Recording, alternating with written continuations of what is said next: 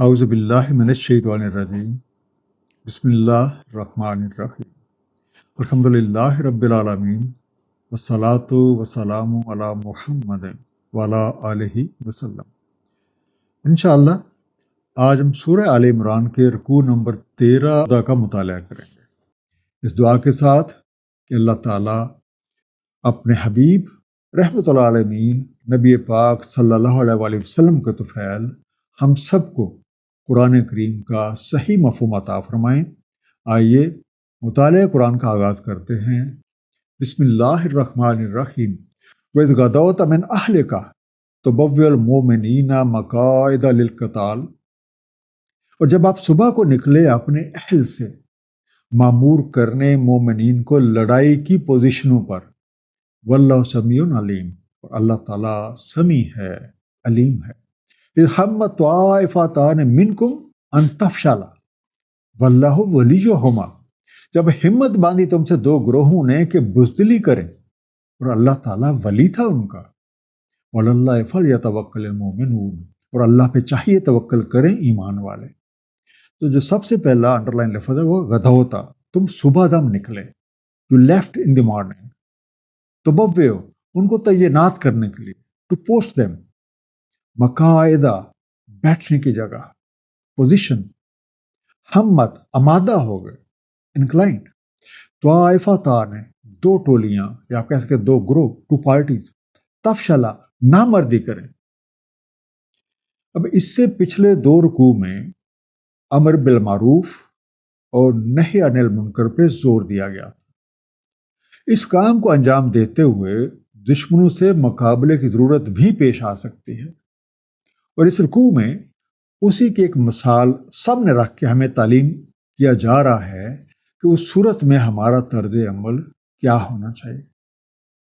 ان آیات کی شان نزول جنگ احد بتائی جاتی ہے۔ اس روز نبی کریم صلی اللہ علیہ وآلہ وسلم نے صبح سویرے مدینے سے نکل کے میدان جنگ میں مسلمانوں کی صف بندی کی اور انہیں مختلف جنگی پوزیشنوں پہ تعینات کیا۔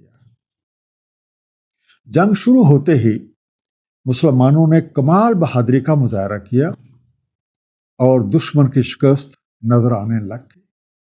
یہ دیکھ کے کچھ مسلمان ڈھیلے پڑ گئے اور ان کی توجہ جنگ سے ہٹ کے مال غنیمت پہ ہو گئی، اور ان میں اکثریت بنو سلمہ جن کا تعلق قبیلہ خزرج سے تھا، اور بنو حارثہ جن کا تعلق قبیلہ اوس سے تھا، وہ لوگ تھے۔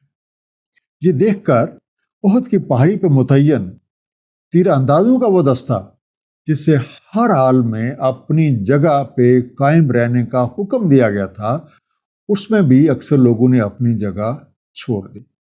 اس موقع پہ خالد بن ولید کے حملے نے مسلمانوں میں افراتفری مچا دی اور جنگ کا پاسا پلٹ گیا۔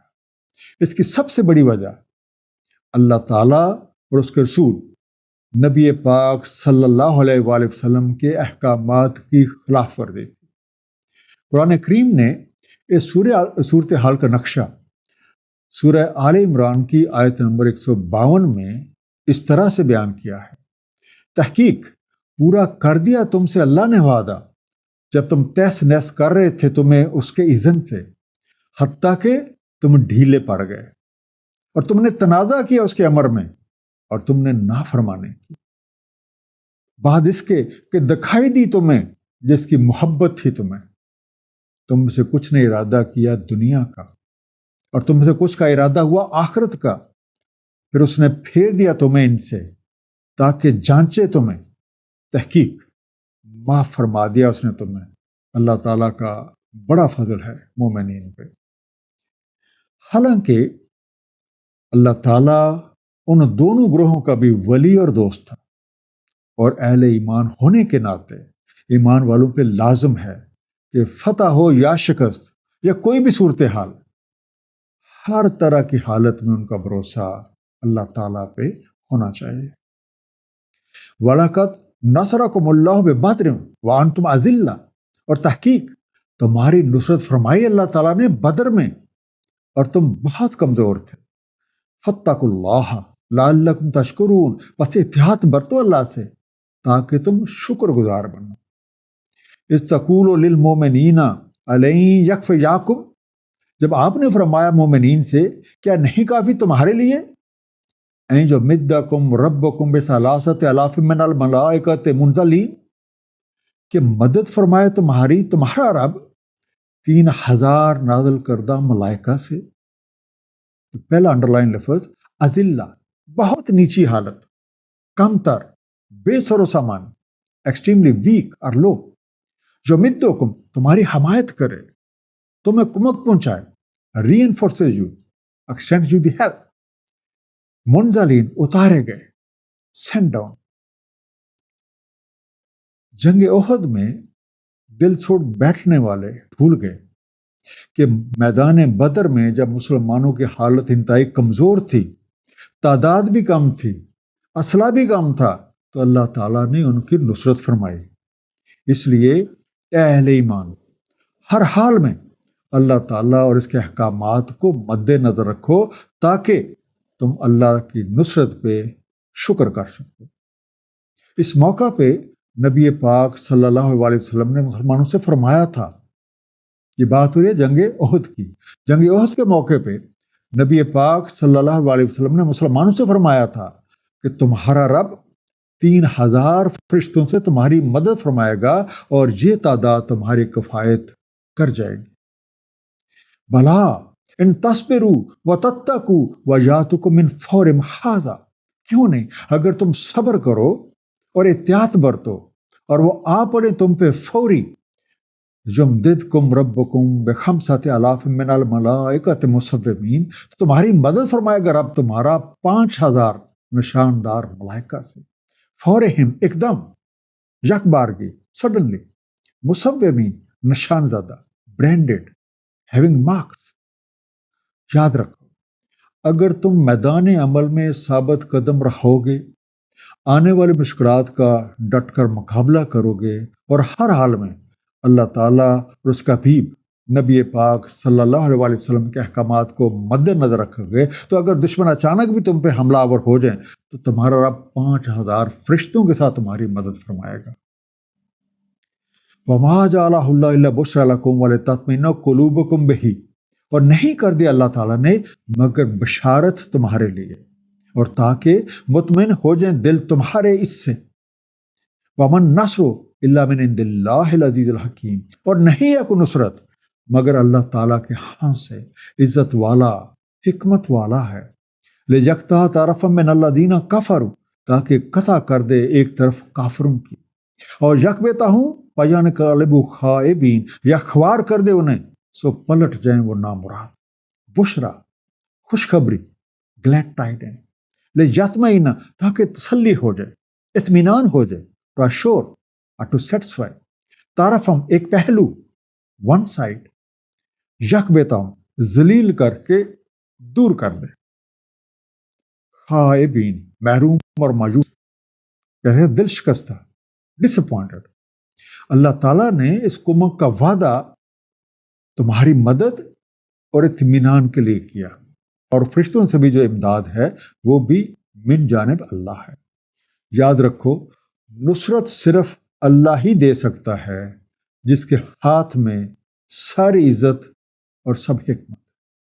اس لیے جو کوئی بھی اللہ سے عزت اور حکمت کا خواہش مند ہے تو اسے چاہیے کہ اللہ تعالیٰ اور اس کے حبیب کے احکامات کی ہر حال میں پابندی کرے، صبر و استقامت سے کام لے اور اللہ پہ مکمل بھروسہ رکھے۔ جنگ میں اس نصرت کا ایک مقصد یہ بھی ہے کہ اللہ تعالیٰ کافروں کے ایک حصے کو کاٹ ڈالے یا ان کو ذلیل و خوار کر دے تاکہ وہ مایوس ہو کے واپس لوٹ جائے۔ لیس لک من الامر شیء، نہیں آپ پر اس معاملے میں کچھ بھی، اور یتوب علیہم اور یعذبہم فإنہم ظالمون، خواہ توجہ فرمائے ان پہ یا عذاب دے انہیں کیونکہ وہ ظالم ہیں۔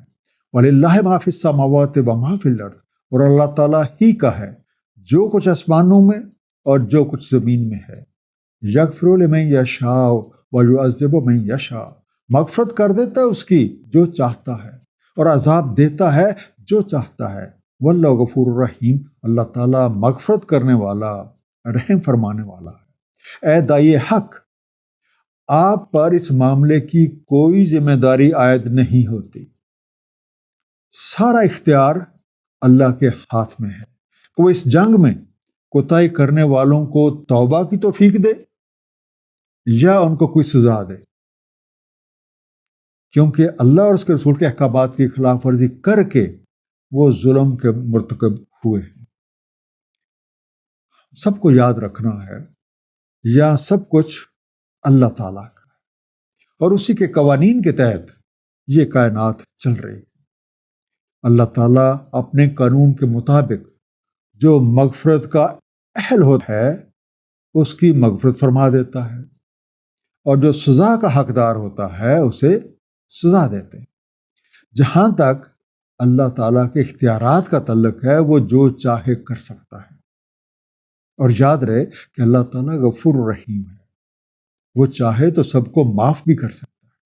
ایک مختصر سا خلاصہ، اہل ایمان کے لیے لازم ہے کہ حالات کی پرواہ کیے بغیر اللہ تعالیٰ اور اس کا حبیب نبی پاک صلی اللہ علیہ وآلہ وسلم کے احکامات پہ دل و جان سے عمل کریں، مشکلات کا سامنا صبر اور استقامت کے ساتھ کریں، اور ہر حال میں اللہ پہ بھروسہ رکھیں، اور اس کی عملی مثال جنگ بدر اور جنگ احد ہے۔ متقین کی توجہ دنیاوی چیزوں کے بجائے مقصد زندگی کے حصول پہ ہوتی ہے، وہ زندگی کے ہر معاملے میں اللہ تعالیٰ اور اس کے حبیب کی رضا کو ترجیح دیتے ہیں۔ مخلوق خدا کی خدمت ان کا شعار ہے، غصے پہ قابو پائے رکھتے ہیں اور دوسروں کی غلطیاں معاف کر دیتے ہیں۔ اگر کبھی کوئی غلط کام ہو جائے تو فوراً توبہ کر لیتے ہیں، اللہ تعالیٰ سے مغفرت کے طالب ہوتے ہیں، ان کا صلہ جنت ہے۔ صدق اللہ العلی العظیم، صلی اللہ تعالیٰ علی حبیبہ محمد وآلہ وسلم۔